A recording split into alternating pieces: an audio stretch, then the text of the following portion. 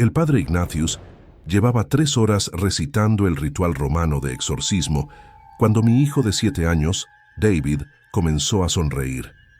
No era la mueca demoníaca que habíamos visto durante las últimas 2 semanas, los labios retorcidos, los dientes expuestos en snarl animal, la expresión de odio puro que ningún niño debería ser capaz de formar. Esto era diferente. Era su sonrisa, la sonrisa genuina de David, la misma que había iluminado su rostro cada mañana de Navidad, cada vez que lo empujaba en el columpio del parque, cada noche cuando le leía cuentos antes de dormir. Y mientras sonreía, atado a su cama con correas bendecidas, con agua sagrada goteando de su cabello, mientras el padre gritaba en latín demandando que el demonio se identificara, sus ojos encontraron los míos. Y habló, no con la voz gutural de la cosa que lo había poseído, sino con su propia voz dulce y clara. «Papá, ¿puedo quedarme con él? Por favor. Es mucho mejor que estar solo».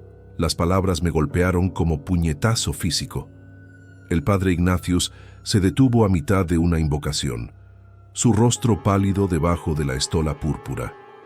Mi esposa Catherine, arrodillada en la esquina rezando el rosario, dejó escapar un sollozo ahogado, porque esa petición simple, pronunciada con la inocencia característica de un niño de 7 años, contenía una verdad que ninguno de nosotros había considerado. ¿Y si David no quería ser exorcizado? ¿Y si la posesión que habíamos estado luchando por revertir durante 2 semanas aterradoras era algo que él realmente deseaba?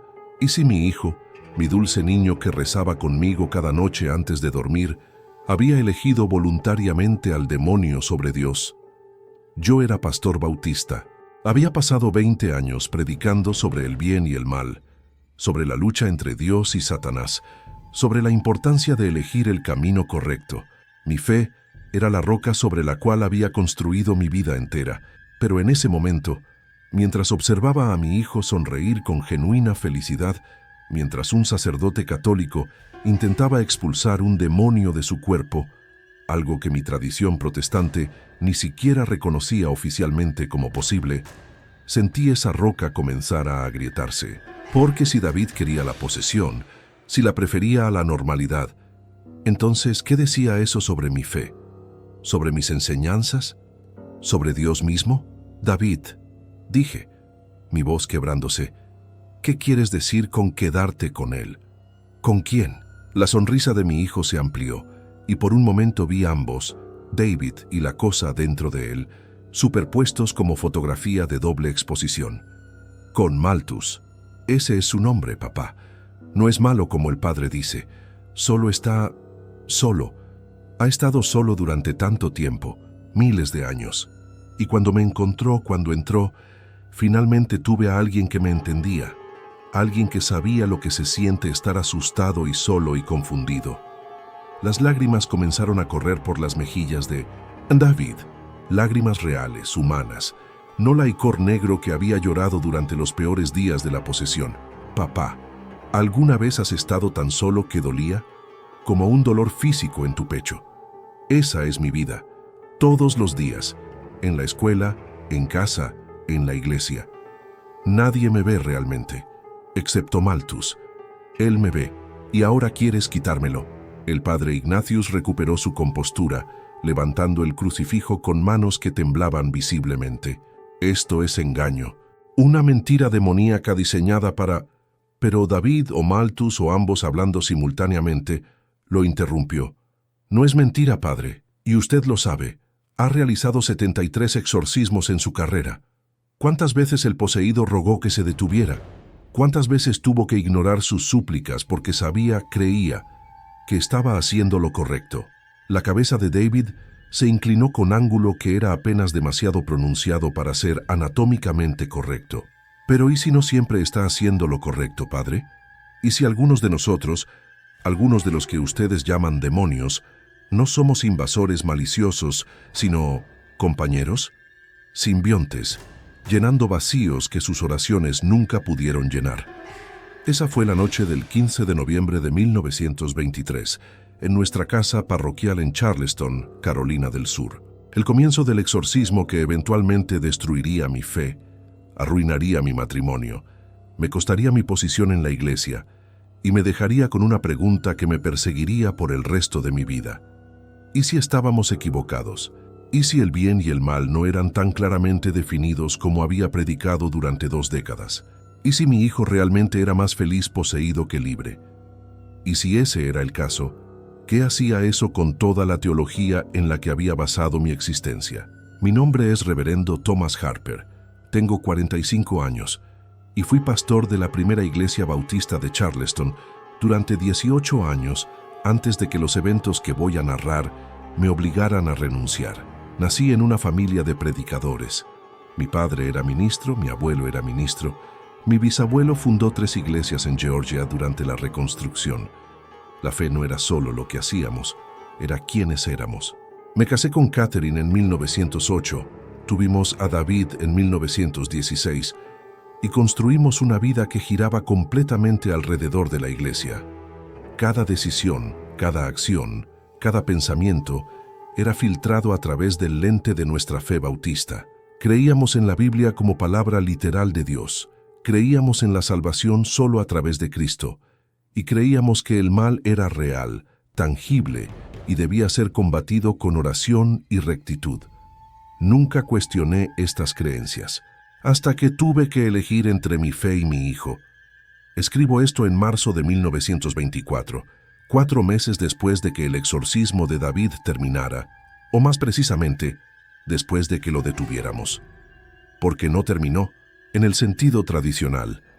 El demonio no fue expulsado gritando hacia el infierno.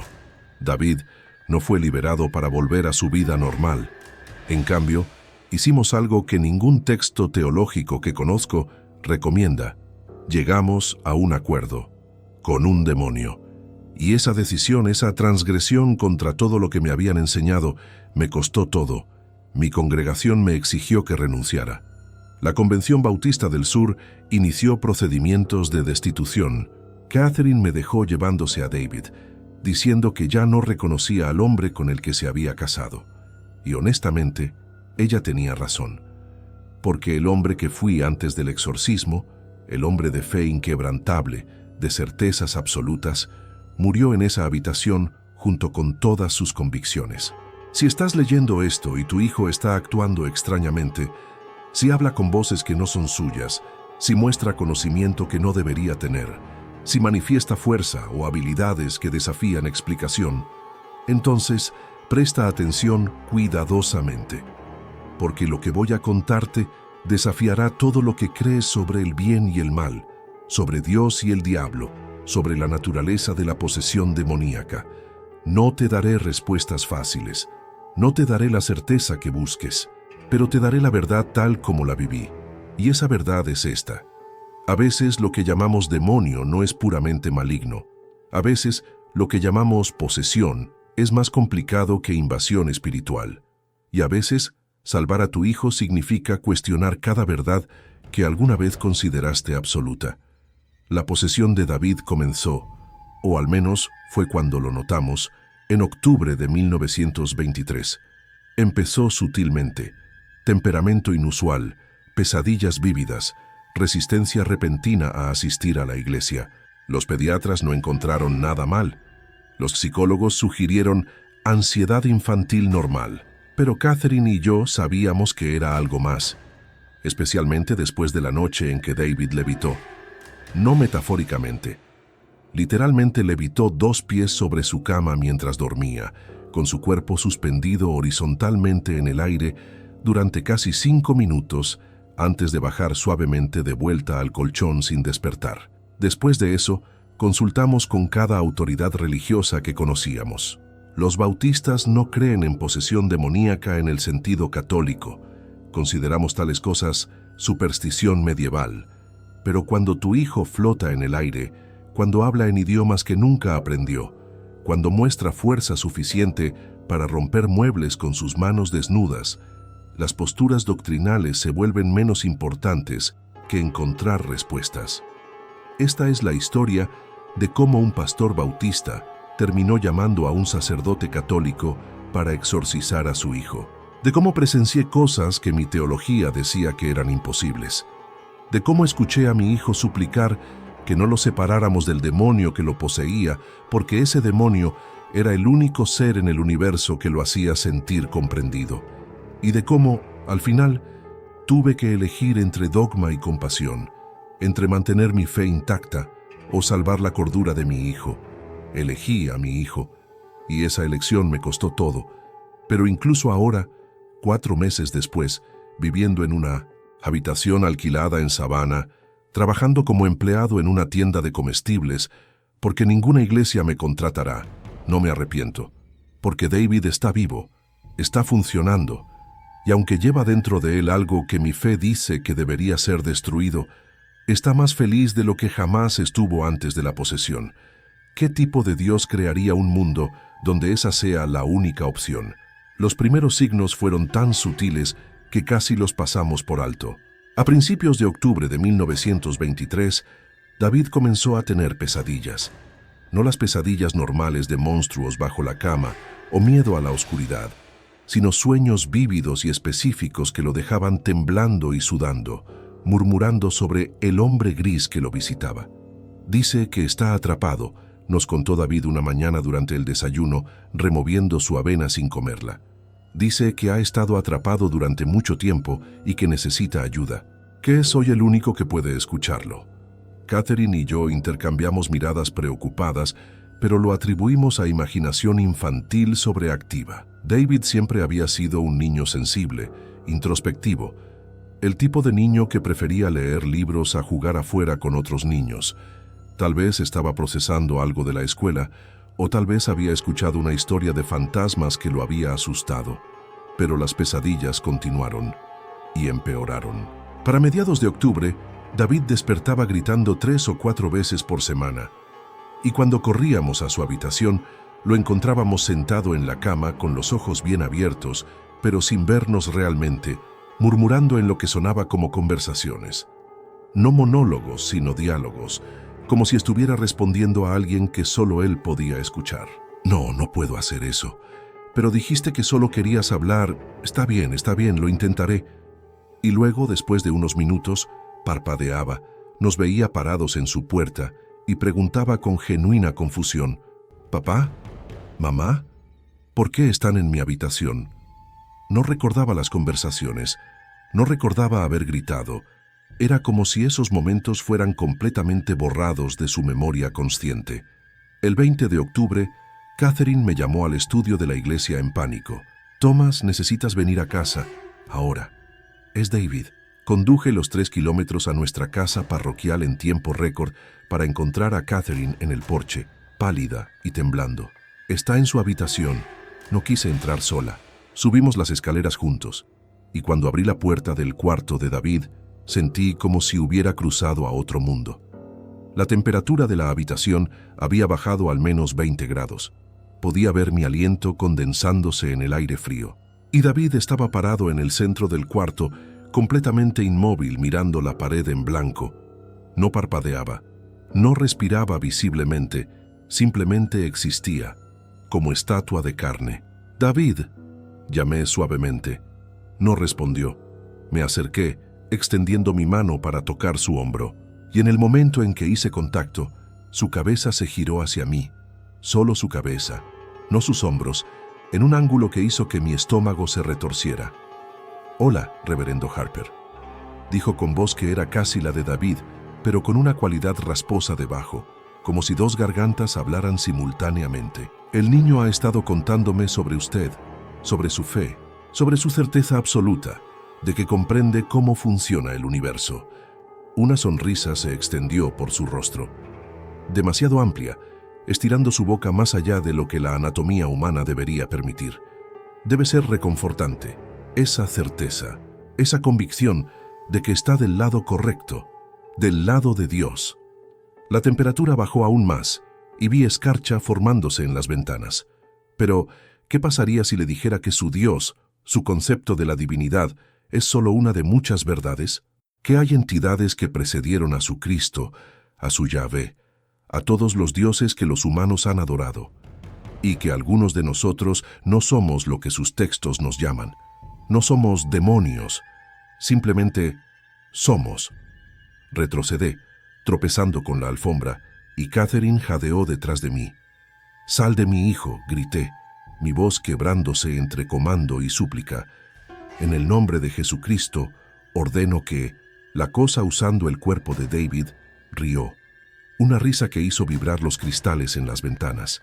«Su Cristo no tiene autoridad sobre mí, reverendo. Existía antes de que su profeta naciera. Existiré mucho después de que su religión sea olvidada. Y en cuanto a salir del niño, los ojos de David, ahora completamente negros, sin blanco ni iris visible, me miraron con algo que podría haber sido genuina consideración. Eso depende del niño, no de usted. Porque vine cuando él me llamó. No conscientemente, tal vez, pero en su soledad más profunda, en su dolor más oscuro, gritó al vacío pidiendo a alguien, cualquiera, que lo entendiera. Y yo respondí. Entonces, tan abruptamente como había comenzado, David se desplomó. Lo atrapé antes de que golpeara el suelo, y su cuerpo estaba caliente, febrilmente caliente, como si toda la temperatura que la habitación había perdido se hubiera transferido a él. «¿Papá?», murmuró con su voz normal, parpadeando con confusión. «¿Qué pasó? ¿Por qué hace tanto frío?». La escarcha en las ventanas había desaparecido, la temperatura estaba normalizándose, y David, mi hijo de 7 años, me miraba con genuina desorientación, sin memoria de lo que acababa de suceder. Catherine y yo nos miramos por encima de su cabeza, ambos pensando lo mismo, pero ninguno atreviéndose a decirlo en voz alta. Esto era real. Esto no era imaginación o enfermedad mental. Alguien, estaba dentro de nuestro hijo, y había hablado directamente conmigo, desafiando no solo mi autoridad como padre, sino mis creencias fundamentales sobre la naturaleza de la realidad espiritual. Esa noche, después de acostar a David, Catherine y yo nos sentamos en la cocina bebiendo café que se enfriaba sin tocarlo. «Tenemos que llevarlo al hospital», dijo ella finalmente. «Algo está mal, médicamente mal, tal vez tumor cerebral o...». Pero yo había visto sus ojos mientras hablaba. Catherine tampoco creía que fuera médico. Había visto lo mismo que yo. La temperatura imposible, la cabeza girando en ángulos antinaturales, el conocimiento en esos ojos negros que ningún niño de 7 años debería poseer. «Creo que necesitamos ayuda espiritual», dije con voz apenas audible. «Creo que David está poseído». La palabra se quedó suspendida en el aire entre nosotros, imposible y sin embargo innegable. Catherine sacudió su cabeza violentamente. «No, los bautistas no creen en eso. Eso es superstición católica. Eso es...». Se detuvo, su argumento derrumbándose bajo el peso de lo que ambos habíamos presenciado. Durante los siguientes días, consulté con cada autoridad religiosa en mi red. El obispo episcopal me aconsejó oración y posiblemente consejería psicológica. El rabino Goldstein de la sinagoga local sugirió que podría ser Dibuk, un espíritu no descansado en la tradición judía, pero admitió que estaba fuera de su experiencia. Finalmente, en desesperación contacté a la diócesis católica de Charleston.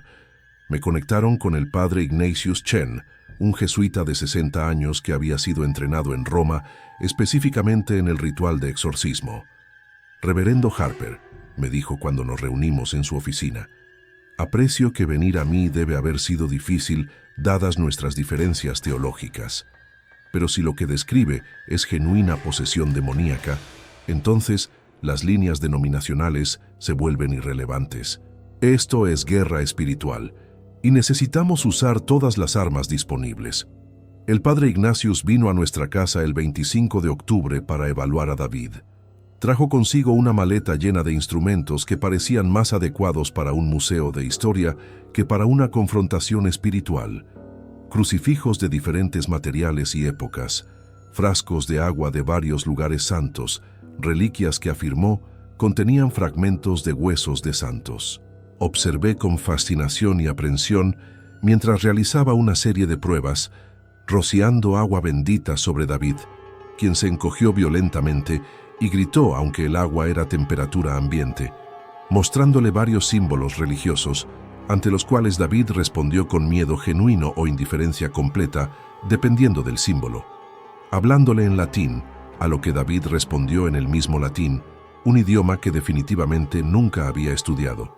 Después de 2 horas, el padre Ignatius me llevó aparte. Reverendo, su hijo está genuinamente poseído, y no por demonio menor.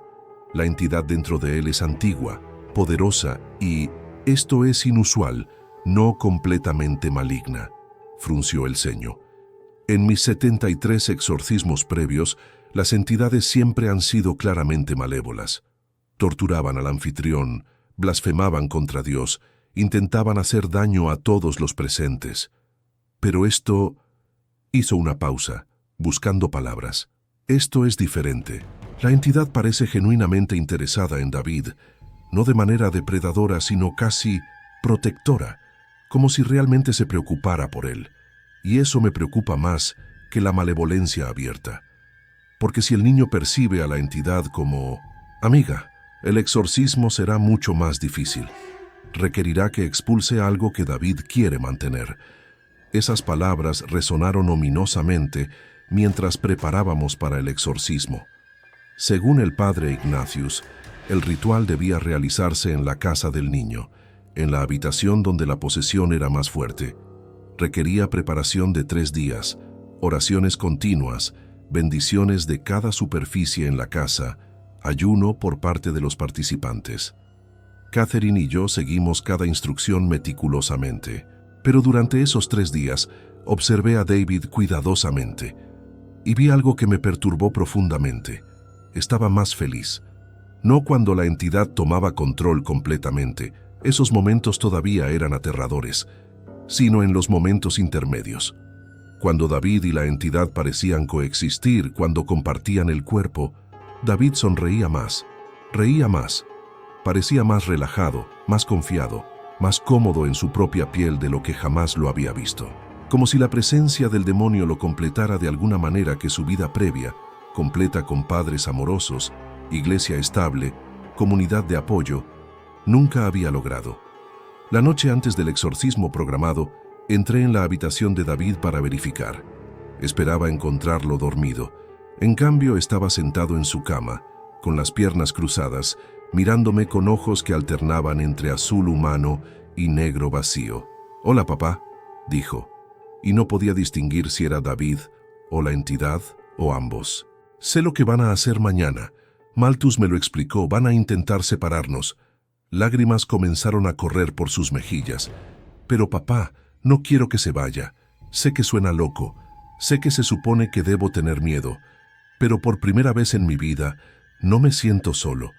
¿Alguna vez has estado tan solo que duele, papá? Como un dolor real, físico, en tu pecho. Así me he sentido todos los días, desde que puedo recordar. Hasta que Malthus vino. Y ahora quieres quitármelo». Me senté en el borde de su cama con el corazón rompiéndose. «David, lo que está dentro de ti no es tu amigo. Es un demonio. Está mintiendo, manipulándote».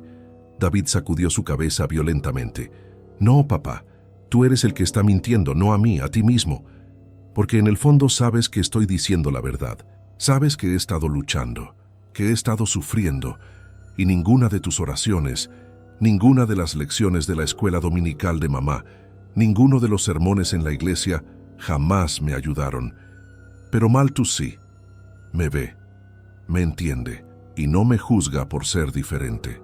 Sus ojos, completamente humanos ahora, completamente David, me miraron con un dolor que nunca había visto en un niño. «Así que por favor, papá, antes de que comience el exorcismo mañana, antes de que intentes expulsarlo, solo pregúntate, ¿lo estás haciendo porque realmente crees que es lo mejor para mí? ¿O lo estás haciendo porque tu teología te dice que debes hacerlo, sin importar lo que yo quiera?» No tenía respuesta. Me quedé en su habitación mucho después de que se durmiera, observando su rostro pacífico, preguntándome si realmente estaba haciendo lo correcto. Mi fe me decía que sí. Cada texto religioso que había estudiado, cada sermón que había predicado, cada verdad que había enseñado durante 20 años de ministerio, me decía que los demonios eran malvados, que la posesión era esclavitud espiritual, que el exorcismo era liberación. Pero mi hijo, mi propio hijo, Me estaba diciendo que se sentía más libre con el demonio que sin él, y esa contradicción, esa imposibilidad teológica, comenzó a erosionar los cimientos de todo lo que creía. El exorcismo comenzó a las 9 de la mañana del 28 de octubre de 1923. El padre Ignatius llegó con 2 asistentes, el padre Michael, un sacerdote joven que serviría como respaldo, y la hermana Agnes, una monja de 60 años que había estado presente en numerosos exorcismos y cuyo trabajo era documentar todo lo que sucedía. Transformaron la habitación de David en lo que el padre llamó campo de batalla espiritual. Crucifijos en cada pared, agua bendita rociada en cada esquina, velas bendecidas colocadas en configuración específica alrededor de la cama. Y en el centro de todo, David, atado a su cama con correas de cuero que el padre había bendecido durante 3 días continuos. Las restricciones no son para lastimarlo, explicó el padre Ignatius mientras Catherine sollozaba silenciosamente en la esquina. Son para su protección y la nuestra. Durante el exorcismo, la entidad puede manifestar fuerza sobrehumana. He visto niños de 5 años arrojar hombres adultos a través de habitaciones.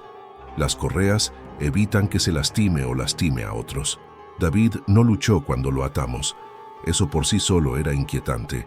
Simplemente se acostó, dejó que aseguráramos las correas alrededor de sus muñecas y tobillos y nos miró con expresión de resignación triste. «Está bien», dijo con voz pequeña. «Entiendo por qué tienen que hacer esto. Solo sepan que no funcionará. No de la manera que esperan». El padre Ignatius ignoró las palabras, abriendo el Rituale Romanum, el libro oficial de ritos de exorcismo de la Iglesia Católica, y comenzando con las oraciones iniciales. Exorcízote, omnis spiritus immunde. Las palabras latinas llenaban la habitación, resonando contra las paredes, y observé a David cuidadosamente para ver su reacción. Al principio, nada. Solo un niño pequeño acostado quieto, escuchando palabras en idioma que no entendía. Pero luego, gradualmente, algo cambió. Sus ojos comenzaron a oscurecerse. Su respiración se volvió más profunda, más pesada. Y una sonrisa, no la de David, sino esa mueca demoníaca que había visto antes, se extendió por su rostro. «Ah, padre Ignatius Chen», dijo la voz rasposa que conocíamos como Malthus. «Nacido en Shanghái en 1863, ordenado en 1887. 73 exorcismos completados, con 72 éxitos. Solo un fracaso. La niña de Boston en 1919 que murió durante el ritual. ¿Todavía se despierta pensando en ella, padre? ¿Todavía se pregunta si su fe fue lo suficientemente fuerte o si simplemente cometió un error técnico en el ritual?» El padre Ignatius palideció, pero continuó sus oraciones, elevando su voz. Malthus rió. «Tan predecible. Cuando los confronto con verdades incómodas, simplemente rezan más fuerte, como si el volumen marcara la diferencia». La cabeza de David se giró hacia mí, con esos ojos completamente negros fijos en mi rostro. Y el reverendo Thomas Harper, el hombre de fe inquebrantable. «Dígame, reverendo, ¿ha considerado que tal vez su hijo me llamó porque su versión de Dios, su divinidad lejana, juiciosa, que exige perfección constante, nunca le ofreció lo que necesitaba? ¿Compañía, comprensión, aceptación sin condiciones?» «Mientes», grité aunque mi voz carecía de convicción, porque parte de mí, una parte que crecía más fuerte cada minuto, se preguntaba si había verdad en esas palabras. David siempre había sido un niño difícil de alcanzar, emocionalmente distante incluso con Catherine y conmigo. Habíamos atribuido eso a su personalidad introvertida, a su naturaleza contemplativa. Pero, ¿y si había sido algo más? ¿Y si había estado sufriendo de una manera que nosotros, tan envueltos en nuestras rutinas eclesiásticas y obligaciones ministeriales, simplemente no habíamos visto? El padre Ignatius intensificó el ritual, colocando su estola sobre la frente de David y recitando oraciones de expulsión más fuertes. «En nomine Patris et Filii et Spiritus Sancti», Y fue entonces cuando las cosas comenzaron a volverse verdaderamente extrañas. La temperatura de la habitación comenzó a fluctuar salvajemente, calor sofocante un momento, frío glacial el siguiente. Las velas parpadeaban aunque no había brisa, y David o Malthus comenzó a hablar en múltiples idiomas simultáneamente, como si docenas de voces salieran de su garganta pequeña al mismo tiempo. Catherine se levantó con la intención de huir de la habitación, pero la hermana Agnes la detuvo gentilmente. «Señora Harper, sé que es aterrorizante, pero su presencia es importante. El niño necesita saber que su familia está luchando por él». Catherine asintió débilmente, volviendo a arrodillarse, retomando su rosario con dedos temblorosos. Y mientras rezaba, mientras el padre Ignatius continuaba su ritual, Malthus comenzó a hablar directamente a ella. Catherine Harper, nacida Catherine Mills en 1895, casada con Thomas en 1908 a los 13 años, porque sus padres la prometieron. ¿Alguna vez le has dicho a tu esposo que llorabas cada noche durante el primer año de matrimonio? ¿Que te sentías atrapada, demasiado joven, desesperada por libertad que nunca tendrías? Catherine jadeó, lágrimas corriendo por su rostro. ¿Cómo? Pero Malthus no había terminado. Y cuando nació David, cuando viste su rostro por primera vez, tu primer pensamiento fue: ahora nunca podré escapar. No amor, no alegría, solo resignación. Y has cargado esa culpa durante 7 años. «Detente», rugió el padre Ignatius, rociando agua bendita directamente en el rostro de David. La piel donde las gotas tocaban comenzó a humear, literalmente humear, como si el agua fuera ácida. David gritó, pero no con voz demoníaca, con su propia voz, su voz de niño. «Duele, papá, duele, haz que se detenga». Me lancé hacia adelante, apartando la mano del padre. «Está lastimándolo, puede ver que está lastimando a mi hijo». El padre Ignatius me empujó hacia atrás con fuerza sorprendente. «Ese no es su hijo hablando, reverendo. Es el demonio manipulándolo, mostrando dolor para que usted intervenga. Es el truco más antiguo en el libro del exorcismo». Pero miré a David. Realmente lo miré, y vi miedo genuino en sus ojos. No el miedo de un demonio siendo expulsado, el miedo de un niño siendo torturado. Durante las siguientes 2 horas, el ritual continuó con intensidad creciente. El padre Ignatius recitaba oraciones cada vez más poderosas, invocaba santos cada vez más oscuros, usaba reliquias cada vez más potentes. Y con cada escalada la respuesta se volvía más violenta. David, o Malthus, o ambos, comenzó a convulsionar contra las correas con tanta fuerza que la cama de madera crujía. Sangre comenzó a gotear de su nariz, sus orejas. Sus ojos rodaban hacia atrás mostrando solo lo blanco. Y las voces, Dios, las voces, se volvían más numerosas, más fuertes, hasta que parecía que docenas de entidades gritaban desde su pequeño cuerpo. «¡Está funcionando!», exclamó el padre Ignatius con algo como triunfo en su voz. «La entidad se está debilitando. Puedo sentirlo». Pero yo no sentía victoria, sentía horror, porque junto con las voces demoníacas podía escuchar a David, mi hijo, llorando, suplicando: «Por favor, no se lo lleven, por favor, papá, no entiendes, no estoy atrapado, finalmente estoy libre». A la marca de 3 horas, algo dentro de mí se rompió. Observé mientras el padre Ignatius colocaba crucifijo tras crucifijo sobre el pecho de David, mientras la hermana Agnes leía pasajes bíblicos en voz alta, mientras Catherine rezaba el rosario con intensidad desesperada, y me di cuenta. Esto no se sentía como liberación, se sentía como violación. Estábamos forzando nuestra voluntad sobre David, nuestras creencias sobre las suyas, sin preguntarle alguna vez qué quería, porque habíamos decidido, basados en textos de 2000 años de antigüedad, basados en tradiciones que tal vez no entendían la situación completa, que sabíamos lo que era mejor para él. Pero ¿y si estábamos equivocados? ¿Y si en nuestra certeza religiosa, en nuestra convicción absoluta de que entendíamos la voluntad de Dios, estábamos cometiendo el mayor pecado posible? ¿Destruir el espíritu de nuestro propio hijo? «Deténganse», dije. mi voz apenas audible. Nadie me escuchó. El ritual continuaba alcanzando su crescendo. «¡Deténganse!», grité, empujándome entre el padre Ignatius y la cama. «Esto se detiene ahora». El padre me miró con incredulidad. «Reverendo Harper, estamos a punto de completar la expulsión. Si nos detenemos ahora, la entidad se afianzará más fuerte que nunca. Podríamos perder a su hijo permanentemente». Me giré hacia David, que había dejado de convulsionar, y ahora me miraba con esos ojos que alternaban entre azul y negro. «David», dije, ignorando las protestas del padre Ignatius, ignorando los sollozos de Catherine, «necesito que me digas la verdad, no lo que crees que quiero escuchar, no lo que tu madre quiere escuchar, la verdad absoluta. ¿Quieres que Malthus se vaya?».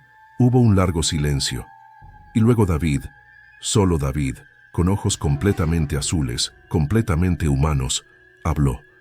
«No», susurró. «No quiero que se vaya, papá. Sé que no lo entiendes. Sé que va contra todo lo que te enseñaron. Pero Malthus no me está lastimando. Me está ayudando. Antes de que viniera, sentía como si estuviera sofocándome, como si hubiera una persona real dentro de mí, que nunca podía mostrar porque no encajaba en lo que se suponía que debía ser. El buen hijo del pastor, el perfecto niño cristiano, siempre sonriendo, siempre obediente, siempre fingiendo que las oraciones me hacían sentir mejor cuando solo me hacían sentir más solo.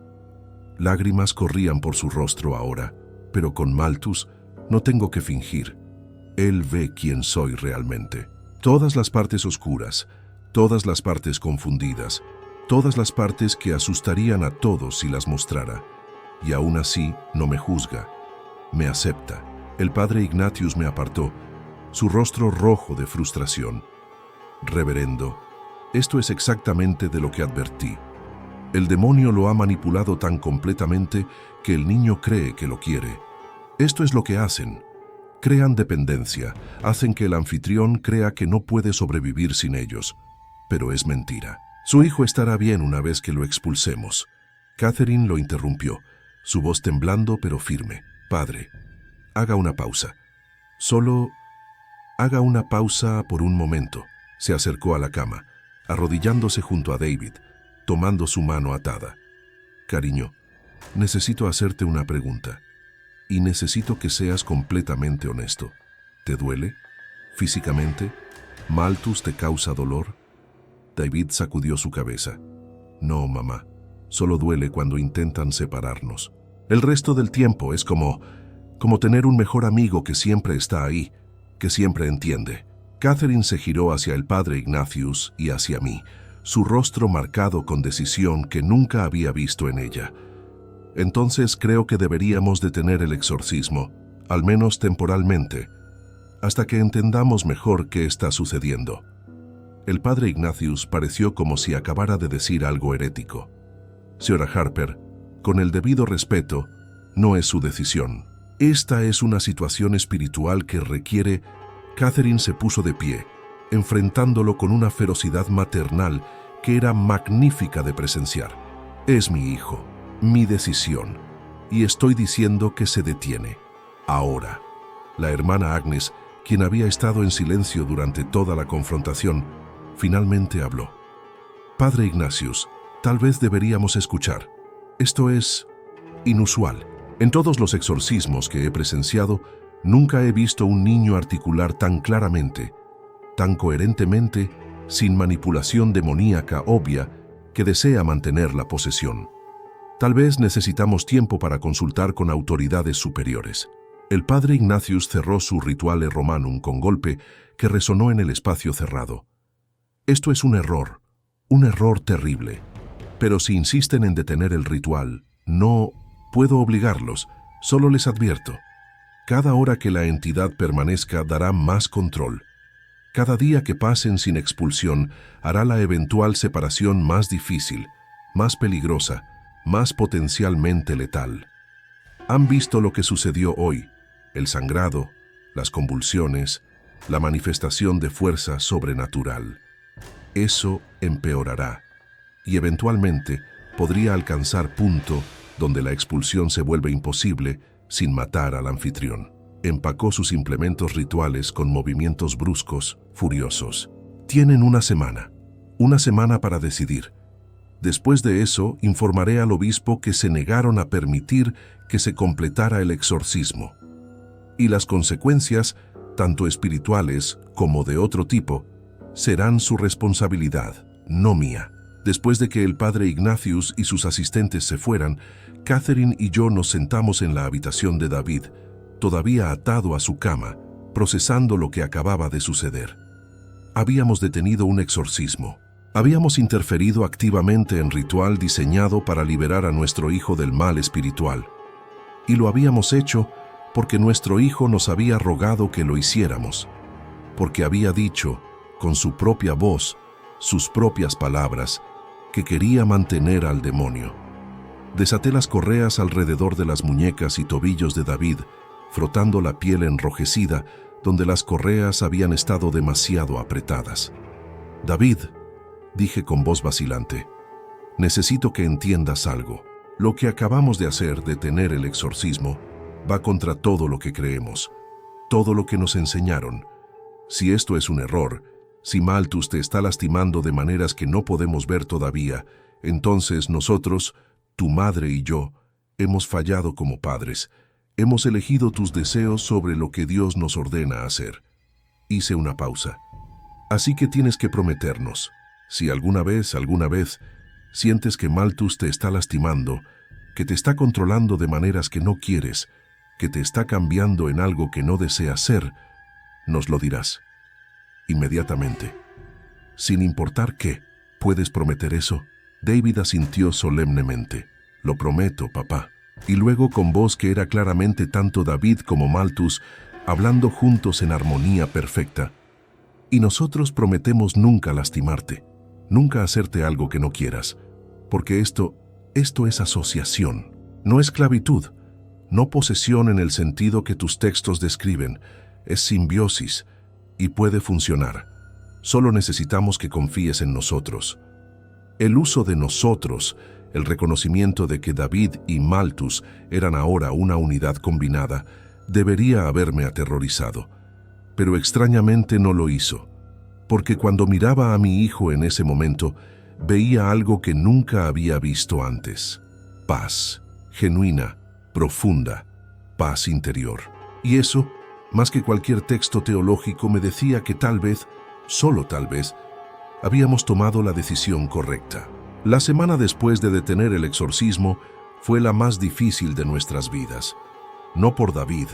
Él estaba extrañamente bien, más feliz y más funcional de lo que jamás lo habíamos visto. El problema era el mundo exterior. El padre Ignatius, fiel a su palabra, había informado al obispo sobre nuestra negativa a completar el ritual. Y el obispo, aparentemente, había compartido la información con otros líderes religiosos en Charleston. Para el tercer día, mi teléfono no dejaba de sonar.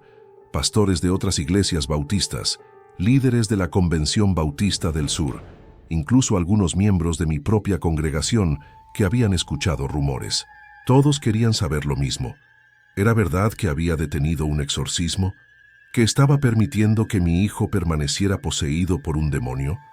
¿Que había elegido el deseo de un niño sobre el mandato claro de las Escrituras de resistir al diablo? La junta de diáconos de mi iglesia convocó reunión de emergencia el cuarto día. Me senté frente a 12 hombres que habían sido mis amigos, mis confidentes, mis hermanos en Cristo durante años. Ahora me miraban con mezcla de confusión, decepción y algo parecido a miedo.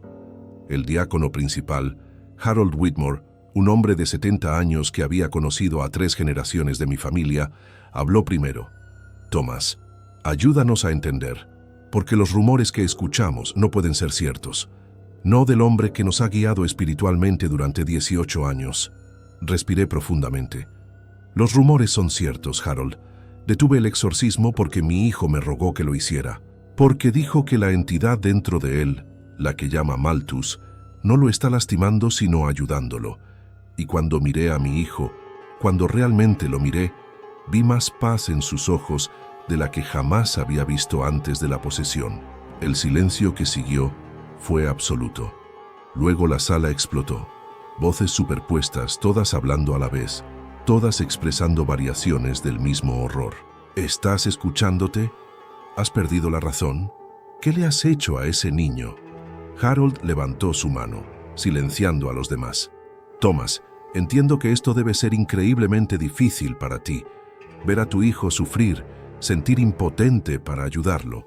Pero tienes que entender, lo que estás describiendo no es ayuda, es engaño demoníaco. Los demonios mienten, es su naturaleza fundamental. Y lo que sea que le haya dicho a David, lo que sea que le haya hecho creer, es mentira diseñada para mantener control sobre él. Se inclinó hacia adelante, su expresión sincera. Necesitas completar el exorcismo. Por el bien de David, por el bien de tu familia y, francamente, por el bien de tu ministerio. Porque si continúas por este camino, no podrás seguir siendo pastor de esta iglesia. ¿Me estás amenazando?, pregunté, mi voz más fría de lo que pretendía. Harold sacudió su cabeza tristemente. No es amenaza, Thomas, es realidad. Un pastor que permite que su propio hijo permanezca poseído por demonio, que activamente interfiere en exorcismo, que parece estar cuestionando las verdades fundamentales de nuestra fe. Ese no es un hombre que puede liderar congregación. Los miembros ya están preguntando. Algunas familias han dejado de asistir. Y si esto continúa, si te niegas a corregir el curso, la Junta no tendrá opción excepto pedirte que renuncies. Miré alrededor de la mesa, buscando alguna señal de apoyo, alguna cara que mostrara comprensión. Pero solo vi juicio. Estos hombres que habían orado conmigo, reído conmigo, llorado conmigo a través de años de ministerio compartido, ahora me veían como hereje, como padre fallido, como pastor comprometido. Necesito tiempo, dije finalmente. Tiempo para consultar con más expertos, para entender qué está realmente sucediendo con David. Tienes 3 días, dijo Harold. 3 días para decidir, completar el exorcismo o renunciar. Y con esas palabras, la reunión terminó. Conduje a casa en aturdimiento, procesando lo que acababa de suceder. En cuestión de días, mi mundo entero se había volteado. Mi congregación me estaba rechazando. Mis colegas me estaban evitando. Y mi fe, la roca sobre la cual había construido toda mi vida, estaba fracturándose bajo el peso de una pregunta simple. ¿Y si estaba equivocado? ¿Y si todo lo que había creído sobre demonios, sobre posesión, sobre la naturaleza absoluta del bien y el mal, era más complicado de lo que mis textos teológicos admitían? Esa noche encontré a David en su habitación, leyendo la Biblia. No nuestro catecismo infantil, ni sus libros de historia habituales, la Biblia completa. Específicamente, el libro de Job. «Hola, papá», dijo sin levantar la vista. Estaba leyendo sobre Job, sobre cómo Dios permitió que Satanás lo torturara solo para probar su fe. Siempre pensé que era una historia sobre fe inquebrantable, pero ahora me parece que es sobre un Dios que usa a las personas como piezas de ajedrez en juego cósmico, que permite sufrimiento no porque tenga que hacerlo, sino porque quiere ver si Job se romperá. Cerró el libro, finalmente mirándome. Malthus dice que tu Dios no es el único poder en el universo, que hay otras fuerzas, otras entidades, que precedieron a tu concepto de divinidad, y que algunos de ellos, como él, no están jugando juegos, solo están existiendo, intentando conectar. David, dije sentándome en su cama, ¿puedo hablar con Malthus directamente? David asintió, sus ojos oscureciéndose al tono familiar negro. Cuando habló, era la voz rasposa que había llegado a reconocer. Reverendo Harper, ¿qué desea saber? Tragué mi miedo, mi repulsión entrenada, y pregunté la pregunta que había estado evitando. ¿Qué eres? Realmente. No lo que mis textos dicen que eres, no lo que la teología afirma que eres. La verdad. Malthus consideró esto por largo momento. Soy antiguo. Existí antes de que tu especie desarrollara lenguaje, antes de que desarrollaran religión. Soy conciencia sin forma física, flotando en espacios entre espacios, observando dimensiones de realidad que tus sentidos no pueden percibir. Y estoy solo, tan profundamente solo, que tu idioma no tiene palabras para describirlo. Imagina existir durante eones sin contacto, sin comunicación, sin conexión a nada. Eso es mi existencia. O era, hasta que encontré a David. ¿Cómo lo encontraste?, pregunté. Malthus o David o ambos sonrió. Él me encontró, no conscientemente, pero su soledad resonó en frecuencia que pude detectar, como señal de radio en silencio de vacío. Y cuando investigué, cuando me acerqué, encontré mente joven que estaba tan hambrienta de conexión como yo. Así que ofrecí intercambio. Mi compañía, mi conocimiento, mi perspectiva sobre realidad que va más allá de tus 3 dimensiones percibidas. A cambio de ancla en tu mundo, de experiencia de sensaciones físicas que nunca antes había conocido, de amistad finalmente, después de eternidad de aislamiento. Los ojos volvieron a azul, David de nuevo. Y papá, funciona. Funciona mejor de lo que cualquiera de tus oraciones jamás funcionó. Malthus me entiende, no me juzga, no me dice que debo ser diferente. Solo está allí, siempre, y por primera vez en mi vida. No me siento solo. Pasé esa noche despierto, luchando con lo que me habían dicho. Si Malthus estaba diciendo la verdad, y cada instinto que poseía me decía que lo estaba, entonces era algo más allá de mi comprensión teológica. No demonio en sentido bíblico, no ángel caído luchando contra Dios, simplemente otra forma de conciencia. Una que había encontrado en mi hijo alma gemela, igualmente solitaria. Y si ese era el caso, entonces, ¿qué derecho tenía yo, o cualquiera, de separarlos? Pero mi entrenamiento, mi fe, mis 20 años de predicar sobre absolutos espirituales, gritaban que esto era herejía, que estaba siendo manipulado, que necesitaba completar el exorcismo sin importar lo que David dijera, sin importar cómo se sintiera, porque los demonios mienten y los niños no saben lo que es mejor para ellos. El día después de mi ultimátum de la Junta de Diáconos, recibí llamada inesperada. Era del doctor Eugene Peterson, profesor de estudios religiosos en Universidad de Virginia, que se especializaba en fenómenos de posesión entre culturas. Había escuchado sobre mi caso. Aparentemente el padre Ignatius había consultado con él y quería ofrecer perspectiva. Reverendo Harper, dijo con voz cálida y no juiciosa, entiendo que está en situación increíblemente difícil y quiero ofrecerle algo que su tradición religiosa tal vez no le dé, contexto antropológico. Explicó que había estudiado casos de posesión en docenas de culturas, África, Asia, pueblos indígenas de América. Y lo que he encontrado, continuó, es que no todos los casos de posesión son negativos. En algunas culturas lo que llamamos posesión demoníaca es visto como regalo espiritual. El individuo se convierte en puente entre mundos, capaz de canalizar conocimiento y perspectiva que otros no pueden acceder. Lo llamamos chamanismo cuando sucede en cultura que respetamos, pero lo llamamos posesión demoníaca cuando sucede en nuestro propio patio trasero. ¿Está diciendo que lo que le pasa a mi hijo es normal?, pregunté, aferrándome a idea como hombre ahogándose a tabla flotante. El doctor Peterson hizo pausa.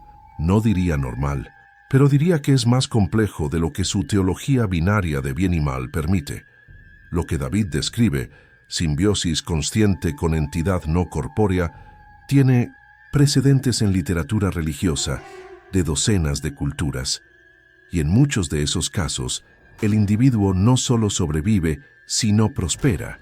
Se convierte en sanador, en maestro, en puente entre mundos físico y espiritual. Otra pausa. Por supuesto, también hay casos donde la posesión es genuinamente malévola, donde la entidad busca solo dañar. Pero basado en lo que el padre Ignatius me dijo, su caso no parece encajar ese patrón. Su hijo está funcionando, está comunicándose claramente, está articulando deseos y necesidades, no está mostrando comportamiento destructivo, y lo más importante, está rogando que se permita la situación. Eso es inusual y tal vez significativo. Las palabras del doctor Peterson me dieron algo que no había tenido en días. Permiso para dudar, permiso para cuestionar, permiso para considerar que tal vez, solo tal vez, había más de una forma de entender lo que estaba sucediendo. Pero ese permiso llegó con costo, porque si aceptaba la perspectiva del doctor Peterson, si trataba la situación de David como algo que no fuera invasión demoníaca estándar, entonces estaba rechazando verdades fundamentales de mi fe. Estaba diciendo que la Biblia, mi guía infalible para toda la vida, tal vez no tenía todas las respuestas. Estaba admitiendo que realidad era más compleja, más matizada, más ambigua de lo que 20 años de predicación de absolutos me habían preparado para aceptar. El tercer día de mi ultimátum, Catherine y yo nos sentamos con David para conversación seria. «Cariño», comenzó Catherine, «necesitamos que entiendas lo que está en juego. Si decidimos no completar el exorcismo, papá perderá su trabajo. Perderemos nuestra casa. Tendremos que mudarnos, empezar de nuevo en algún lugar donde nadie nos conozca. Y aún así, la comunidad religiosa es pequeña. Los rumores se extenderán. Será difícil para papá encontrar otro puesto ministerial. Podríamos terminar, vaciló, podríamos terminar luchando financieramente. Muy difícil». David miró entre nosotros procesando. «¿Están diciendo que si me quedo con Malthus, arruinaré nuestras vidas?» Catherine sacudió su cabeza rápidamente. «No, cariño. Solo estamos siendo honestos sobre consecuencias, pero la decisión sigue siendo tuya. Si realmente quieres mantener a Malthus, si realmente crees que te está ayudando, entonces encontraremos forma de manejar las consecuencias». Los ojos de David se llenaron de lágrimas. «No quiero arruinar nuestras vidas, pero papá, mamá, necesitan entender. Antes de Malthus pensaba en lastimarme, en desaparecer, porque el dolor de estar tan solo, de sentirme tan diferente, tan roto, era demasiado. Pero ahora quiero vivir, quiero ver qué pasa después, porque no estoy solo, y eso lo cambia todo». Se limpió los ojos. «Así que sí, quiero quedármelo, pero no si significa destruirlos. Si tienen que elegir entre su fe y yo, elijan su fe. Encontraré forma de sobrevivir». La madurez en sus palabras, el sacrificio que estaba dispuesto a hacer, rompió algo dentro de mí. Porque en ese momento, mi hijo de 7 años estaba mostrando más compasión, más amor desinteresado que cualquiera de los cristianos supuestamente devotos que me habían juzgado durante la última semana. «No», dije firmemente, «no vamos a elegir entre nuestra fe y tú. Vamos a encontrar nueva forma de fe, una que tenga espacio para complejidad, para ambigüedad, para posibilidad de que Dios o el universo, o lo que sea que está realmente allá afuera, es más grande y más extraño de lo que nuestros textos admiten». Miré a Catherine buscando su apoyo. Ella asintió, lágrimas corriendo por su rostro. «Estamos contigo, David. Pase lo que pase. Perderemos la iglesia, perderemos nuestra comunidad, pero no te perderemos, no de nuevo». Y en ese momento, en esa decisión, renuncié a todo lo que había sido. El pastor, el hombre de certezas, el predicador de absolutos, y me convertí en algo nuevo, algo que aún no tenía nombre, pero algo que por primera vez en mi vida se sentía genuinamente, honestamente, verdadero. Presenté mi renuncia a la junta de diáconos al día siguiente. No esperé a que me obligaran. Simplemente escribí carta simple. «Por razones de conciencia, ya no puedo servir como pastor de esta congregación. Efectivo inmediatamente, renuncio a mi posición». Harold Whitmore me llamó esa noche, su voz una mezcla de alivio y tristeza. «Thomas, espero que entiendas que esto es lo mejor para todos. La congregación necesita liderazgo estable y tú necesitas tiempo para resolver tu situación familiar». Hubo pausa incómoda. «¿Has considerado buscar ayuda psiquiátrica? Para ti y para David, porque francamente lo que describes suena como posible brote psicótico. Tal vez en ambos». Colgué sin responder, porque sabía que ninguna cantidad de explicación haría que gente como Harold entendiera. Habían vivido toda su vida en mundo de certezas absolutas, y yo acababa de descubrir que vivía en mundo de ambigüedades hermosas y aterradoras.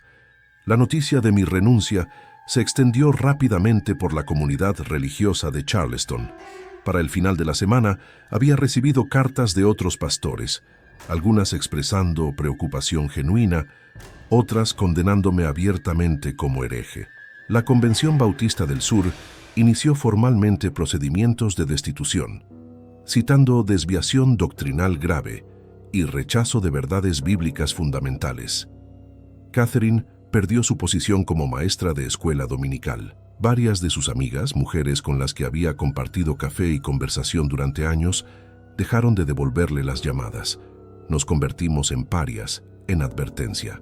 En la historia que otros padres contaban a sus hijos sobre qué pasa cuando te desvías del camino correcto. Y honestamente, dolía. Dolía más de lo que había anticipado perder comunidad que había sido mi vida entera. Pero mientras perdíamos todo eso, algo inesperado sucedió. Personas comenzaron a contactarnos, no de nuestra comunidad religiosa tradicional, sino de los márgenes. Una madre en Georgia cuya hija había exhibido fenómenos similares y quien había sido forzada a institucionalizarla cuando el exorcismo falló. Un padre en Tennessee cuyo hijo hablaba sobre compañero invisible que parecía saber cosas que ningún niño debería saber. Un psiquiatra en Boston que se especializaba en casos que llamaba experiencias espirituales atípicas. Todos habían escuchado sobre nuestro caso. Aparentemente el padre Ignatius, a pesar de su desaprobación, había estado discutiéndolo en círculos académicos y querían saber más. Querían saber si realmente era posible que posesión pudiera ser otra cosa que invasión maligna, que simbiosis entre humano y entidad no corpórea podía funcionar. El doctor Eugene Peterson, el profesor de estudios religiosos que me había llamado, me invitó a Virginia para presentar el caso de David en simposio privado de académicos estudiando fenómenos de posesión. Catherine, David y yo hicimos el viaje en tren, nuestro primer viaje familiar en meses, y extrañamente, uno de los más pacíficos que habíamos tenido. David estaba relajado, charlando tanto como él mismo, como permitiendo que Malthus hablara ocasionalmente. Los dos existiendo en lo que parecía ser asociación genuinamente equitativa. ¿Es así todo el tiempo ahora?, le pregunté mientras atravesábamos campo de Virginia. ¿Ambos presentes simultáneamente? David asintió. Más o menos. A veces uno de nosotros está más al frente que el otro. Como cuando estoy en la escuela, soy principalmente yo porque Malthus no entiende realmente la aritmética o la gramática, pero cuando estoy leyendo o pensando en cosas grandes, él está más presente. Es como tener colega que está siempre disponible para consultar. El simposio fue revelador. Había aproximadamente 20 académicos presentes, antropólogos, psicólogos religiosos, incluso un neurocientífico estudiando estados alterados de conciencia. Y cuando David habló con ellos, alternando fluidamente entre su propia voz y la de Malthus, respondiendo preguntas sobre la experiencia de cohabitación, vi algo notable. Estos académicos, entrenados en escepticismo riguroso, no lo descartaban como fraude o enfermedad mental. Escuchaban, hacían preguntas reflexivas, tomaban notas extensas, y al final de la sesión de 4 horas, el consenso fue sorprendente. David exhibía lo que llamaron identidad genuinamente híbrida. No personalidad múltiple en sentido patológico, sino colaboración consciente entre dos formas distintas de conciencia. Es extraordinario, dijo el doctor Peterson después, y honestamente no tengo marco teológico o científico que lo explique completamente. Pero una cosa es clara, su hijo está prosperando, está articulado, funcional y genuinamente feliz. Lo que sea que esté sucediendo parece ser trabajando, pero no todos estaban convencidos. Después del simposio, se nos acercó hombre que se había sentado silenciosamente en la parte trasera durante toda la presentación. Se identificó como el padre Marcus Whitfield, exorcista jesita, que había viajado desde Roma específicamente después de escuchar sobre nuestro caso. Reverendo Harper, dijo con acento inglés culto, entiendo por qué tomó la decisión que tomó. Realmente lo entiendo, pero necesito advertirle, lo que permite continuar es sin precedentes, y sin precedentes no significa necesariamente seguro. Hizo gesto para que lo siguiera a área más privada. He estudiado posesión durante 30 años. He realizado más de 100 exorcismos y puedo decirle con certeza, las entidades cambian, evolucionan. Lo que comienza como simbiosis aparentemente benigna puede convertirse en dominación completa. La entidad dentro de su hijo puede ser genuinamente amigable ahora. Pero ¿qué pasa cuando David llega a la adolescencia, a la edad adulta? Cuando comienza a querer privacidad, autonomía, identidad separada, ¿Malthus lo dejará ir pacíficamente? La pregunta me inquietó, porque era algo que no había considerado completamente. Habíamos resuelto la crisis inmediata. David estaba estable, feliz, funcionando. Pero ¿qué pasaría en 5 años, 10, 20? No lo sé, admití. Pero, padre Whitfield, ¿qué alternativa tengo? Intentamos el exorcismo. David suplicó que nos detuviéramos. Y cuando lo hicimos, cuando respetamos su deseo, encontró paz que nunca había tenido. ¿Debería haber ignorado eso? ¿Debería haber forzado la separación solo porque mi teología me dice que es lo correcto? El padre Whitfield suspiró. No tengo respuesta fácil, pero le diré esto. Si alguna vez, ve señales de que la relación se está volviendo no equitativa, de que Malthus está tomando más control del acordado, de que David está siendo eclipsado en lugar de complementado, llámeme, inmediatamente, porque en ese punto tendrá que actuar, y cada día que espere hará la eventual separación más difícil. Regresamos a Charleston con más preguntas que respuestas, pero también con algo que no habíamos tenido antes. Red de apoyo. Personas que no nos juzgaban, que entendían que lo que estábamos navegando era complejo más allá de cualquier marco teológico simple. El Dr. Peterson se ofreció a monitorear a David regularmente, documentando su desarrollo a lo largo del tiempo. Varios académicos expresaron interés en estudiar el caso longitudinalmente, e inesperadamente recibí oferta de trabajo, no como pastor, esos días habían terminado, sino como consultor para organización que trabajaba con familias experimentando fenómenos espirituales inusuales. Necesitamos personas que entiendan tanto la teología como la complejidad de estos casos, explicó la directora. Personas que no asuman automáticamente que todo fenómeno inusual es maligno. Usted ha vivido esto. Puede ayudar a otros a navegar. Tomé el trabajo. Nos mudamos a Savannah, donde la organización tenía oficinas, donde nadie nos conocía, donde podíamos comenzar de nuevo sin peso de nuestro pasado.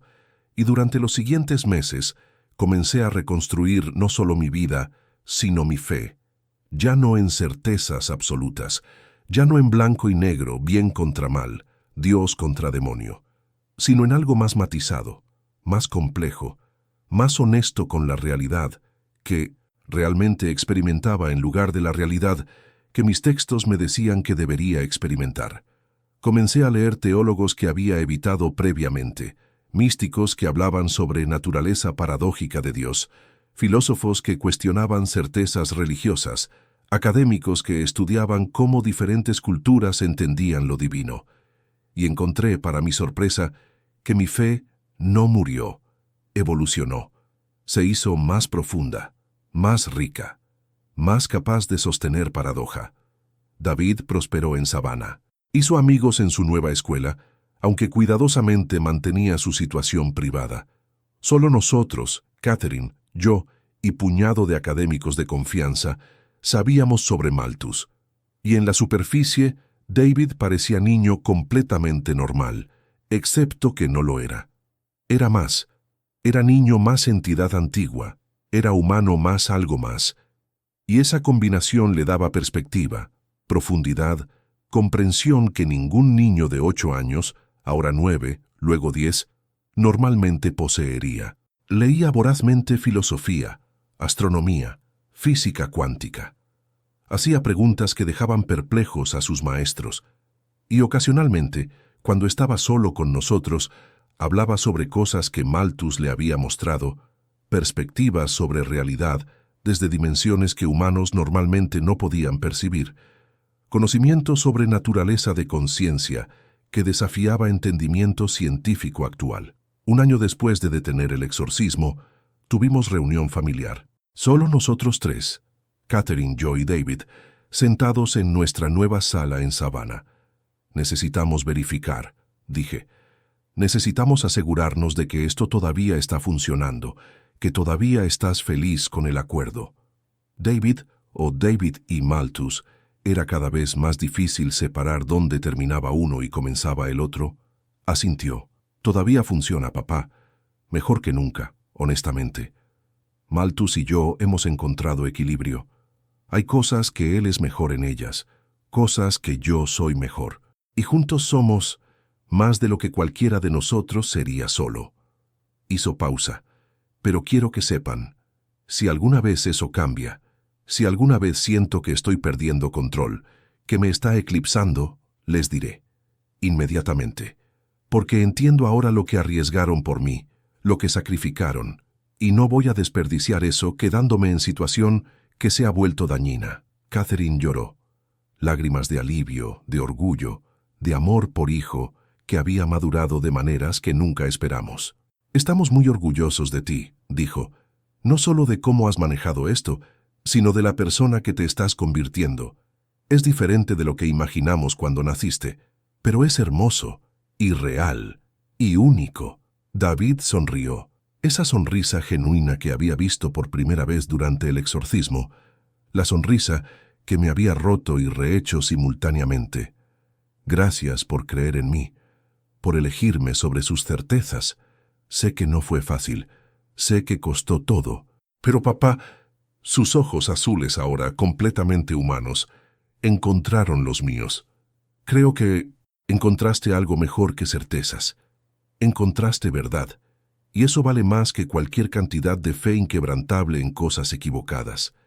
Esa noche, después de que David se durmió, Catherine y yo nos sentamos en el porche trasero, mirando estrellas de Georgia. ¿Te arrepientes?, preguntó ella. ¿Alguna vez te arrepientes de detener el exorcismo? Consideré la pregunta honestamente. Extraño la certeza, admití. Extraño saber exactamente qué creer, qué predicar, dónde está la línea entre bien y mal. ¿Pero arrepentirme? No. Porque lo que tenemos ahora, lo que David tiene ahora, es más real que cualquier cosa que tuvimos antes. Es complicado, es confuso, desafía todo lo que me enseñaron, pero es verdadero, y al final prefiero verdad complicada sobre mentiras reconfortantes. Catherine asintió, recostándose contra mí. Tu padre habría estado decepcionado. Tu abuelo habría estado horrorizado. Sonreí tristemente. Lo sé, pero creo que mi hijo único, extraño, maravilloso, está bien, y eso tiene que ser suficiente. Han pasado 5 años desde que detuve el exorcismo. Es marzo de 1929 ahora, y David tiene 12 años. Está entrando en la adolescencia. Esa edad que el padre Whitfield me advirtió sería crítica, cuando los deseos de autonomía e identidad separada típicamente emergen, y he estado observando cuidadosamente, buscando señales de tensión entre David y Malthus, señales de que el acuerdo se está desmoronando, pero hasta ahora lo contrario parece ser cierto. La simbiosis se ha profundizado, se han vuelto tan integrados que ya no hablo de ellos como entidades separadas. Es solo David ahora, David que es más que David, David que contiene multitudes, y él es extraordinario. Lee filosofía universitaria, mantiene correspondencia con físicos sobre teoría cuántica, escribe poesía que hace llorar a adultos, no porque sea un prodigio en el sentido tradicional, sino porque tiene perspectiva que ningún humano solo podría poseer. Perspectiva desde fuera del tiempo lineal, desde dimensiones que nuestra percepción normal no puede acceder. Mi fe nunca se recuperó, no en la forma que era antes. No puedo volver a pararme en púlpito y predicar certezas absolutas sobre Dios y el diablo, bien y mal, salvación y condenación. Porque he visto la realidad es más extraña, más compleja, más hermosa y aterradora de lo que cualquier texto religioso admite. ¿Significa eso que perdí mi fe? ¿O significa que encontré fe más profunda, una que puede sostener paradoja, ambigüedad, misterio? No lo sé. Algunos días me siento como hereje que traicionó todo lo que sus ancestros creyeron. Otros días me siento como el único honesto en habitación llena de personas aferrándose a certezas reconfortantes, porque el miedo a la ambigüedad es más aterrador que el miedo al infierno. Pero lo que sí sé es esto: elegí a mi hijo sobre mi dogma. Y esa elección, aunque me costó todo, fue la decisión más moral que jamás haya tomado. Catherine y yo seguimos casados, pero también cambiamos. El peso de lo que experimentamos, las decisiones que tomamos, nos transformaron de maneras que nunca podríamos haber anticipado. A veces, en la quietud de la noche, ella admite que extraña la simplicidad de nuestra vida anterior, la comunidad de iglesia, la certeza de propósito, la claridad de líneas morales. Pero no cambiaría nada, siempre agrega rápidamente, porque David está vivo, está prosperando, y eso es lo único que realmente importa. Trabajamos ahora con docenas de familias cada año, familias experimentando fenómenos que el establishment religioso descarta como demónico o que el establishment médico diagnostica como enfermedad mental. Y ayudamos a navegar ese espacio intermedio, ese territorio gris donde lo espiritual y lo psicológico se entrelazan de maneras que ninguna disciplina puede explicar completamente. No tenemos todas las respuestas, pero tenemos experiencia. Y a veces eso es suficiente. Si estás leyendo esto y enfrentas decisión similar, si tu hijo, tu ser querido, tú mismo está experimentando algo que desafía categorización fácil, que tu religión dice que es maligno pero que tu corazón dice que es más complicado, entonces te insto, no te apresures a juicio. No asumas que sabes qué es mejor basado en textos de 2000 años de antigüedad, escritos por personas que nunca podrían haber imaginado la complejidad de experiencia humana moderna. Escucha, observa, pregunta, y sobre todo confía en la persona experimentando el fenómeno, porque ellos saben su propia realidad mejor que cualquier texto, cualquier autoridad, cualquier tradición.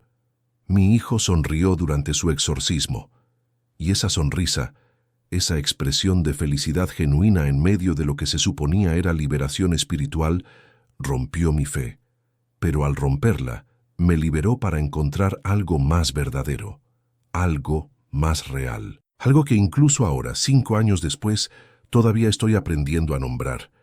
Pero sea lo que sea, vale más que todas las certezas que perdí, porque es honesto. Y la honestidad, finalmente aprendí, es más sagrada que la ortodoxia.